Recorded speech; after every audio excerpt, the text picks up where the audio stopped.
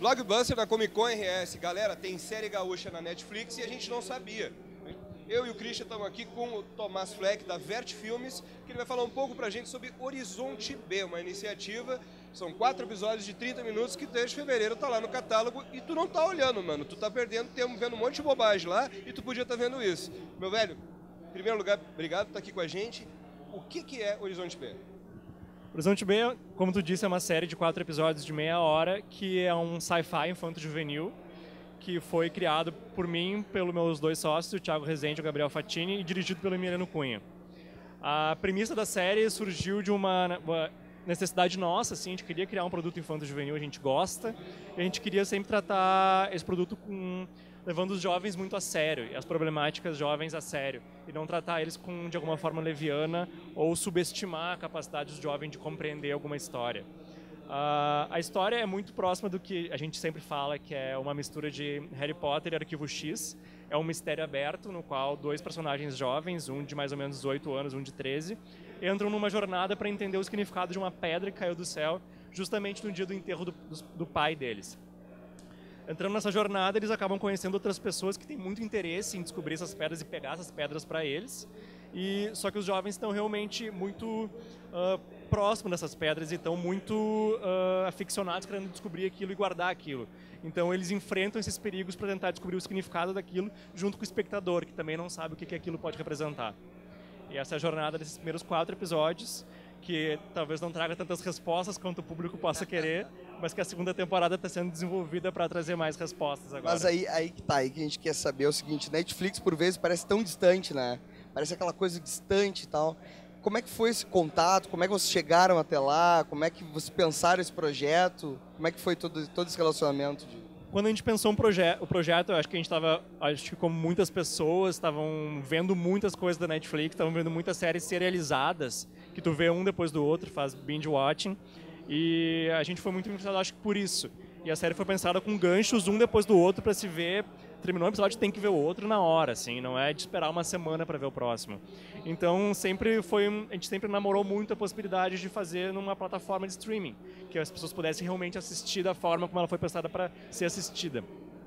Com essa necessidade muito grande nossa de conseguir isso, a série foi passada na TVE inicialmente por 1 ano. Então, depois a produtora, a Vert, já tinha a série para ela e podia negociar com qualquer outro canal. E o nosso sonho sempre foi o Netflix. Então, as negociações começaram com a agregadora, que foi a Synapse. A Synapse é ela que faz o contato inteiro com o Netflix. Como longas-metragens funcionam com distribuição para cinemas, a agregadora funciona com distribuição de séries para canais e para streaming. Quando a agregadora ela entrou em contato, a gente falou desde o início, a gente quer o Netflix. Então, eles demoraram mais ou menos 1 mês de negociação, conseguiram vender para o Netflix e em mais ou menos 3, 4 meses estreou lá. E desde então a gente vê repercussão nas redes sociais, principalmente, em críticas em vários sites que são sobre produções do Netflix, porque o Netflix, vários sites eles falam, daqui a 1 mês vão ter várias estreias novas. Então o Horizonte B, lá em fevereiro estava sempre, tem uma série brasileira que vai estrear no mês que vem, tem uma série brasileira. Então as pessoas já estavam mais de olho, tipo, que série é essa? E foi logo depois do boom muito grande de Stranger Things, que é um drama infanto-juvenil com sci-fi. É o que eu ia te perguntar, se a galera não relacionou direto com isso. A gente costuma brincar que ele é o primo pobre do Stranger Things. E foi feito 1 ano antes, mas daí só estreou no Netflix 1 ano depois, porque a gente pode até pensar como Stranger Things talvez tenha sido uma coisa boa, porque deu um buzz muito forte, o gênero era o mesmo, então talvez tenha sido, para as pessoas que compraram a série da Netflix, talvez tenha sido uma coisa de, bom, se aquela deu certo, por que a gente não pode testar com alguma brasileira também? E talvez tenha sido nesse formato de compra até. Não é só de Horizonte B que a Vert Filmes vive. Né? Então, também existe uma outra iniciativa chamada Werner e os Mortos, que está aí no Canal Brasil. Fala um pouquinho pra gente a respeito disso aí também. O Werner foi a primeira série criada dentro da Vert, que é criada pelo Gabriel Fatini e pelo Thiago Rezende, e roteirizada pelos 2, por mim e pelo Léo Garcia, e com direção geral do Cláudio Fagundes, da Cubo Filmes, que é uma coprodução entre nós e eles. E primeiro do Werner foi feito um piloto há muitos anos atrás. Esse piloto foi vencedor do FITV, que é o Festival Internacional de Televisão do Rio de Janeiro. A partir daí começou-se uma negociação com o Canal Brasil, que é o canal que está exibindo a série, e para entrar no ar esse ano. Demorou mais ou menos uns 5, 6 anos aí até entrar no ar. Sempre é um tempo muito longo. E são 13 episódios e conta a história de um médium politicamente incorreto que perdeu a esposa num acidente de carro que ele estava dirigindo, e depois que ele perdeu a esposa, ele tem o dom de falar com mortos. E ele começa a resolver as pendências desses mortos em troca de ajuda financeira, em busca de alguma forma de um dia encontrar a esposa que ele perdeu. Só que ele nunca encontra ela e não consegue buscar os mortos que aparecem. Então ele vive nessa expectativa, resolvendo várias pendências de mortos que ele não está nada afim de resolver. Muitas pessoas nas redes sociais chamam de Constantine brasileiro, que é uma das referências da criação, principalmente de um dos criadores, do Thiago.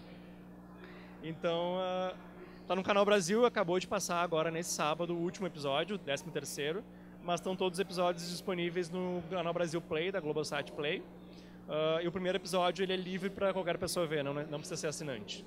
Queria só saber uma coisinha de ti, que eu acho que muita gente tem essa curiosidade. Eu sou pós-graduado em cinema, eu sou apaixonado, e a gente vê um buraco assim na produção, mas não na produção em si, porque muita gente tem vontade de produzir, mas muitas vezes não vê a iniciativa, né, ou visão de onde começar o projeto, e as leis de incentivo muitas vezes acabam nas mãos de alguns nomes já conhecidos, etc. O que tu tem para falar para essa galera que quer produzir conteúdo, que visa isso? O que tu tem para dizer, assim, como fazer? A gente, pelo menos, quando queria fazer série de televisão, a gente começou arriscando muito e produzindo entre amigos, assim. Tanto o Werner quanto o Alcelis, que é a próxima série que a gente vai lançar, que são 4 episódios de meia hora. Quanto o Necrópolis, que é a série que a gente está fazendo agora, que a gente vai estrear ano que vem no Prime Box Brasil. São séries que a gente fez um piloto, e para comprovar a nossa capacidade de criação e capacidade de produção, que é o que os canais buscam normalmente. Eles têm que saber que a gente vai entregar, em primeiro lugar. E a gente fez esses pilotos com dinheiro do bolso, com parcerias entre nós, para comprovar isso, e a partir dessa comprovação os canais começaram, a gente conseguiu vender esses 3 pilotos para viabilizar séries depois. Então foi muito a partir disso, foi meio que uma tentativa na raça. Os produtos tinham uma coisa de interessante, tinham aquela faísca que os canais se interessavam. A gente estudou muito também narrativa seriada para poder criar, e pensando nessa faísca, pensando nesse franchise, pensando por que é interessante os canais comprarem. Então a gente fez isso, deu certo esse formato de criação dentro da Vert, e a gente repercutiu isso. Então a gente vai lançar o Necrópolis ano que vem, vai produzir outra série ano que vem, que se chama O Complexo, para o Cine Brasil TV. E todas são para canais brasileiros, que a gente chama, não é nenhum para uma Fox ou uma Universal. A gente está começando com canais daqui, em primeiro lugar, começando de baixo, para tentar, de repente, algum dia poder viabilizar algum canal maior. Como o próprio Horizonte Bay começou na TVE, foi para Netflix, e de repente a gente pode talvez viabilizar uma segunda temporada em algum outro canal maior. Então é saber onde está, assim, saber entender como é que funcionam as leis de incentivo, porque agora o que é muito forte é o Fundo Setorial do Audiovisual, que é a principal forma de financiamento e viabilização das séries, que é como a gente viabiliza praticamente todas as nossas, e entender como é que funciona o Fundo Setorial do Audiovisual, entender como é que funciona ser uma pessoa jurídica, entender como funciona... É meio complicado por vezes, né? É muito complicado, né? Muito difícil. Tem que estudar a forma de viabilizar. Tem cursos para isso também, né? É bacana a gente falar. Muitas vezes as pessoas não sabem por onde começar. Tem cursos para isso, né? Para tu entender, porque é complicado, né? Um monte de regrinhas, de documentos e... Tanto eu quanto o Thiago dá na Unicinos, eu dou na PUC e na Fluxo, são escolas que a gente dá curso de roteiro e de como viabilizar. Tem cursos de vários de produção executiva para entender como viabilizar os projetos e não só como criar eles. E tem que unir todos esses expertises para poder formatar o melhor projeto, para tentar ganhar o melhor edital, para tentar buscar o melhor edital para o teu projeto. Então tem que ter o conhecimento de várias partes da indústria do entretenimento, se é que pode chamar de indústria, para conseguir viabilizar. Cara, para finalizar, como que tu enxerga essa abertura para produções de gênero no Brasil? A gente sabe aí que, por exemplo, citando ao Léo, Globo Filmes contratou uma cacetada de roteiristas de gênero, e isso significa que nos próximos 5 anos nós vamos ter uma enxurrada de produções, seja boa, seja ruim, mas é abertura de mercado. Para vocês que estão ali querendo colocar o material para o grande público, o que tu acha disso? Há liberdade? São projetos específicos? Ou eles já estão querendo de algum jeito pegar, não, nós queremos fazer isso aqui, nós vamos trazer esse pessoal? como é que tá rolando a aceitação por parte de quem produz isso? Eu sinto que está tendo uma necessidade de um risco maior. Eu sinto que não está funcionando, até porque o próprio Netflix ele não funciona da forma o que o público está gostando, vamos manter ele gostando. Ele funciona na base de risco para conseguir novos assinantes, para conseguir mais ousadia, porque é muito da ousadia que estão se mantendo muitos produtos. E eu sinto que o Brasil está engatinhando para chegar nesse ponto. Ainda não está nesse ponto. Ele está começando o processo que eu acho que eu imagino que os Estados Unidos começou há 10 anos atrás.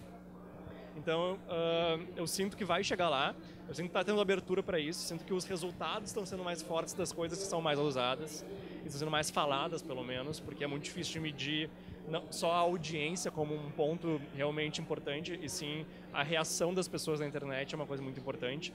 Então, quanto mais a reação tem sido relacionada aos produtos mais ousados, eu sinto que os produtos mais ousados vão ter mais espaço. Porque não é só as pessoas vendo agora, é as pessoas comentando também. Então, acho que por causa disso, eu sinto que vai ter uma melhora, sinto que vai ter uma abertura maior e uma credibilidade maior para o risco. Bom, galera, é isso aí, cara. Cara, Tomás, muito obrigado. 2 produções, cara. Globosat Play, Werner e os Mortos, Netflix, Horizonte B. É produção daqui. Assista Vamos aí, assistir, né? cara, porque às vezes tu perde tempo com cada bobagem, meu. Não dá. Vamos valorizar o pessoal que é daqui. nosso. E olha, as chances de tu gostar são muito maiores. Se tu experimentar coisas variadas, não dá pra ficar na mesma coisa. Não é só de House of Cards que vive o mundo. Então, cara, brigadão. A gente continua, tem muito mais ainda na Comic Con RS. Abraço. Valeu. Valeu.